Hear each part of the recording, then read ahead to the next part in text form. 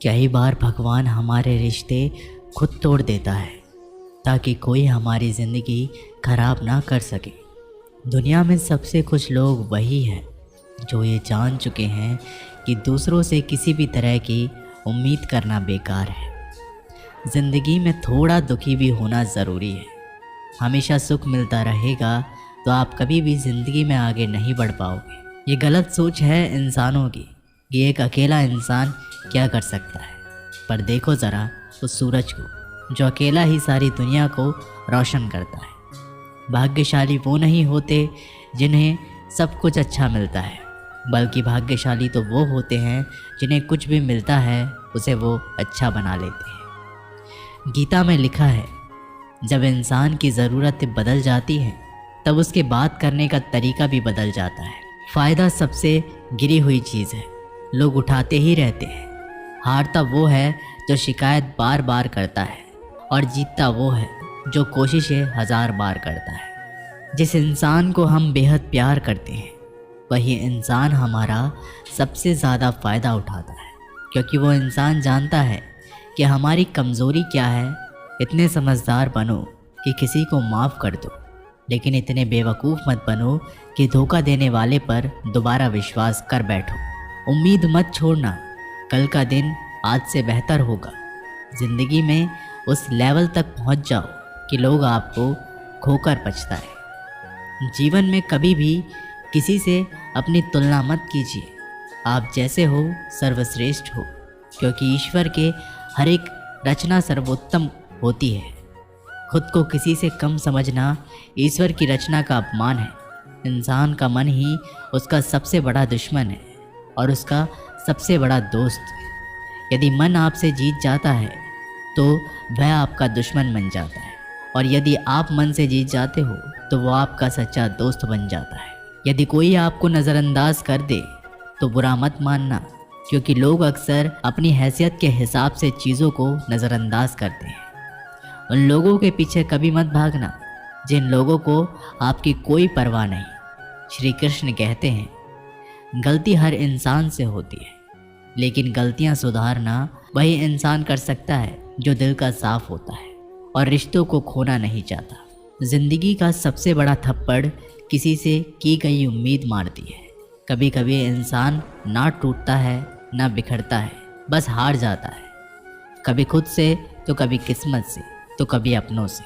हर ज़िंदगी में खुद को समय ज़रूर दें, क्योंकि आपकी पहली ज़रूरत आप खुद हैं। याद रखना कि ज़रूरत से ज़्यादा अच्छे बनोगे तो ज़रूरत से ज़्यादा इस्तेमाल किए जाओगे।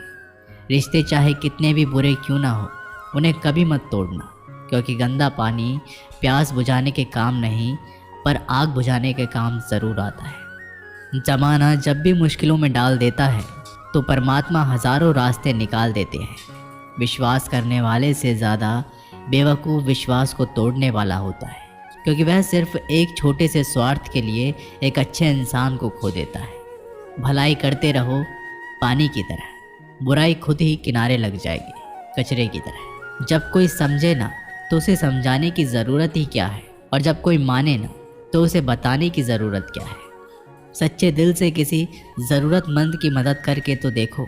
अगर दिल को सुकून ना मिले तो कहना, जिसे जाना है उसे जाने दो। वो अगर आज रुक भी गया तो कल चला ही जाएगा। इंसान को इंसान से दूर कर देने वाली सबसे पहली चीज़ जुबान है, और दूसरी चीज़ पैसा है। जिन्हें सपने देखना अच्छा लगता है उन्हें रात छोटी पड़ जाती है, और जिन्हें सपने पूरे करना अच्छा लगता है उन्हें दिन छोटा लगता है। किसी की आदत देखनी है तो उसे इज्जत, और किसी की अगर फितरत देखनी है तो उसे आज़ादी दो।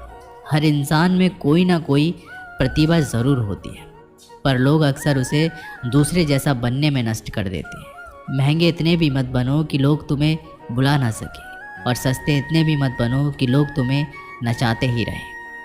खामोशियाँ कभी बेजुबान नहीं होती। कुछ दर्द ऐसे होते हैं जो आवाज़ तक छीन लेते हैं। आजकल के लोग आपकी एक गलती के पीछे आपकी सारी अच्छाइयाँ भुला जाते हैं। जितना लोगों को समझते जाओगे उतना ही अकेलापन और भी अच्छा लगता जाएगा। ख़त्म हो जाएंगे वो भी रिश्ते जिनसे मिलकर लगता था कि ये उम्र भर साथ देंगे। श्री कृष्ण कहते हैं, अगर अहंकार किसी भी चीज़ का हो, सर्वनाश करके ही छोड़ता है। खाली वक्त में हर कोई बात कर लेता है। प्यार तो तब होता है जब कोई आपसे बात करने के लिए अपना सारा वक्त खाली कर दे। सब कुछ ठीक करने का इंतज़ार करोगे तो बैठे ही रह जाओगे, पर हिम्मत करो, खुद उठो और अपनी ज़िंदगी में सब कुछ ठीक कर दो। लोग पहचानना भी भूल जाएं, इससे पहले ही अपनी पहचान बना लेनी चाहिए। एक बार एक राजा ने भगवान श्री कृष्ण का मंदिर बनवाया और उसमें मूर्ति की पूजा करने के लिए एक पंडित को रखा। हर रोज़ राजा अपने मंत्री से कहकर मंदिर में एक माला भिजवाता था और वो पंडित जी वो माला श्री कृष्ण की मूर्ति को चढ़ाते थे। उसके बाद राजा जब दर्शन करने के लिए आता था तो पुजारी वो माला भगवान की मूर्ति के ऊपर से निकालकर राजा के गले में पहना देता था। ऐसा कई सालों तक चलता रहा और अब पंडित जी बूढ़े हो चुके थे। एक दिन राजा की तबीयत खराब हो गई।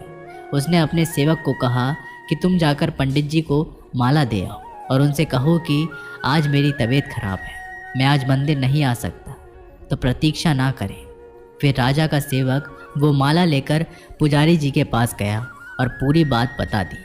पुजारी जी ने वो माला मूर्ति को चढ़ाई और सोचने लगे, इतने सालों से ये परंपरा चली आ रही है, लेकिन मैंने कभी भगवान को माला उतारकर खुद ही नहीं पहनी। शायद आज भगवान की इच्छा है कि ये माला मैं पहनूं, इसलिए भगवान ने आज राजा को नहीं भेजा, इसलिए आज अच्छा मौका है, ये माला मैं निकालकर खुद पहन लेता हूँ। फिर उस पंडित ने भगवान की मूर्ति से माला निकालकर खुद पहन ली।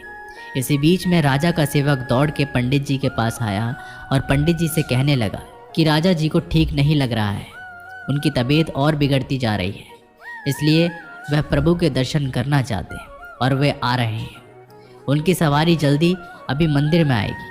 उन्हें लगा कि ये परंपरा कहीं टूट ना जाए, इसलिए वो आज मंदिर में भी आ रहे हैं। जब पंडित जी को ये बात पता चली तब उन्होंने फटाफट से माला अपने गले से उतारी और जाकर के फिर से भगवान की मूर्ति पर चढ़ा दी।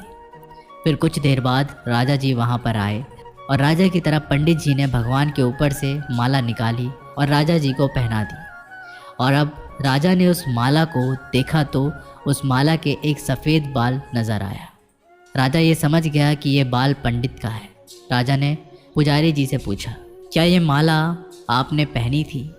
इसमें सफ़ेद बाल कहाँ से आया? ये सुनकर पुजारी जी घबरा गए।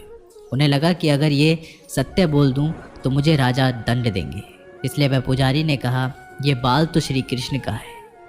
राजा को ये बात सुनकर बहुत गुस्सा आया। उन्होंने कहा, तुम झूठ बोल रहे हो, भगवान के कब से सफ़ेद बाल होने लगे?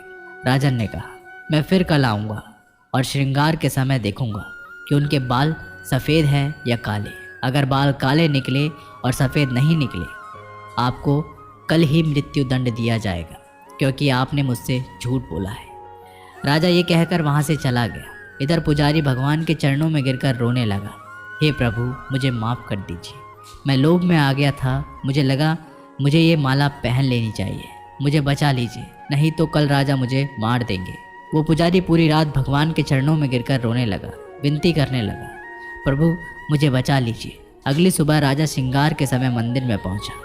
राजा ने भगवान की मूर्ति के ऊपर से मुकुट निकाला और उनके बाल देखे तो राजा चौंक गए, क्योंकि भगवान की मूर्ति के ऊपर सफ़ेद बाल थे।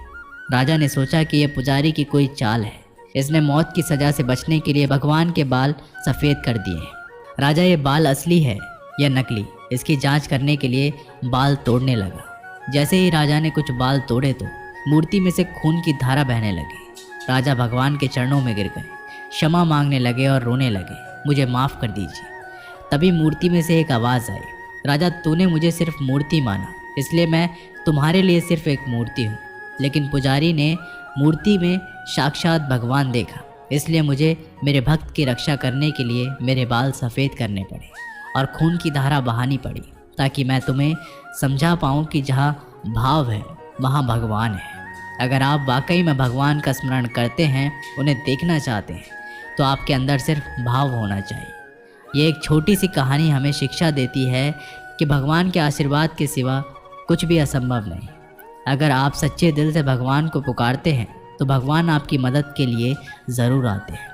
हम आशा करते हैं कि आप लोगों को ये वीडियो ज़रूर पसंद आई होगी। अगर आप लोगों को ये वीडियो पसंद आई हो तो हमारी वीडियो को लाइक करें, ऐसे ही जीवन बदलने वाली वीडियोस के लिए हमारे चैनल को सब्सक्राइब करें। जय श्री कृष्णा।